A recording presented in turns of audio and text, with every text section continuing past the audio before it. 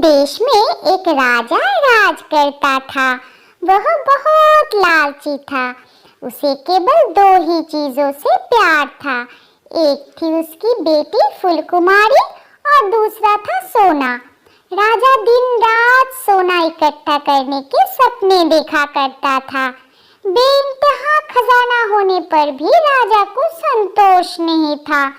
एक दिन राजा अपने खजाने में रखे हीरे, जवाहरात और सोने के सिक्कों की गिनती कर रहा था। तभी वहां खजाने में रोशनी हो गई और एक देवी प्रकट हुई। देवी ने मुस्कुराते हुए राजा से कहा, राजा, तुम तो बहुत अमीर राजा हो। तुम्हारे पास बहुत सारे हीरे, जवाहरात और सोना मौजूद है। राजा ने मुंह लटकाते हुए कहा, नहीं, मेरे पास इतना धन कहाँ, यह तो बस थोड़ा सा ही है। देवी ने हैरान होते हुए कहा, क्या कहा? तुम्हें इतने सारे धन से भी संतुष्टि नहीं है? बोलो, तुम्हें कितना धन चाहिए?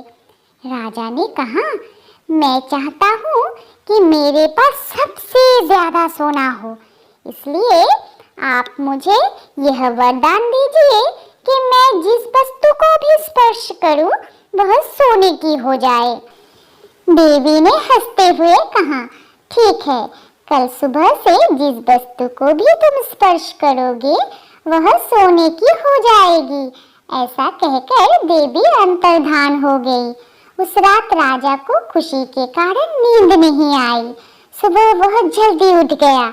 उठकर उसने जैसे ही अपने पलंग को हाथ लगाया वह सोने का हो गया। फिर उसने कुर्सी को हाथ लगाया, वह भी सोने की हो गई। अब तो राजा की प्रसन्नता का कोई ठिकाना ही नहीं था।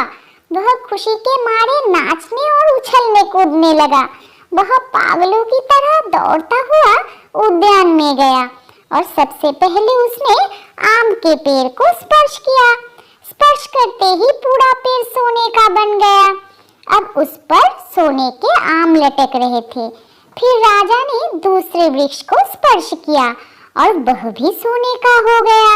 इसी तरह वह सब पेड़ पौधे को एक एक करके स्पर्श करता गया। जिस भी पेड़ को राजा स्पर्श करता वह सोने का हो जाता। देखते ही देखते पेड़ पौधे, फूल, पत्तियां, डालियां और फल इत्यादि सभी सोने के हो गए और चमाचम चमकने लगे। इस प्रकार पूरा उद्यान ही सोने के उद्यान में परिवर्तित हो गया। राजा की प्रसन्नता का ठिकाना ही नहीं था। अब उसके पास सोने का अपार भंडार था। यह सब करते करते दोपहर हो गई। अब राजा थक गया था। थकान और भूख प्यास से वह बेहाल था। राजा अपने राजमहल में लौट आया और आकर एक कुर्सी पर बैठ गया। दासी ने उसके आगे पकवानों से सजी भोजन की थाली और पानी रख दिया। राजा ने जैसे ही थाली में रखे भोजन को हाथ लगाया, सारा भोजन सोने में परिवर्तित हो गया।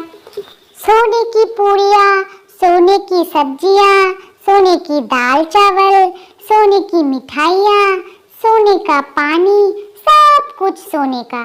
राजा भूख प्यास से व्याकुल था, लेकिन वह कुछ भी नहीं खा सका। अब वह बहुत घबरा रहा था। तभी वहां उसकी बेटी फूलकुमारी खेलते खेलते आई और बोली, पिताजी, क्या हुआ? यह सुनते ही राजा ने उसे अपने गले से लगा लिया। राजा के स्पर्श करते ही फूलकुमारी सोने में बदल गई। अब राजा के सब्र का बांध टूट गया।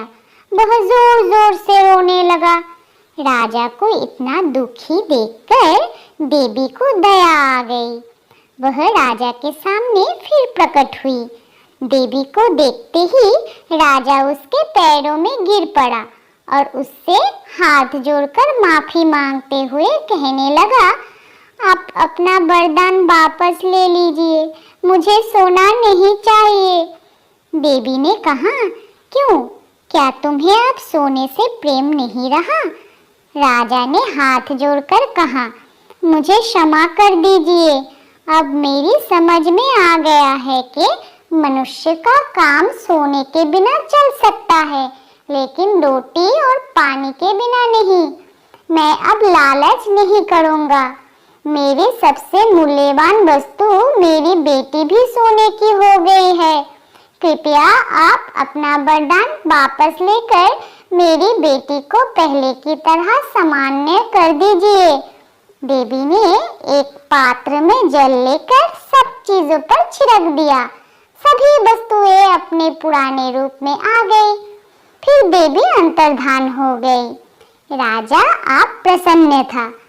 अब उसका सोने के प्रति लालच खत्म हो गया था। तो फ्रेंड्स, ऐसे ही मजेदार स्टोरी सुनने के लिए हमारे चैनल को सब्सक्राइब करें और बेल आइकन को दबाना मत भूलें।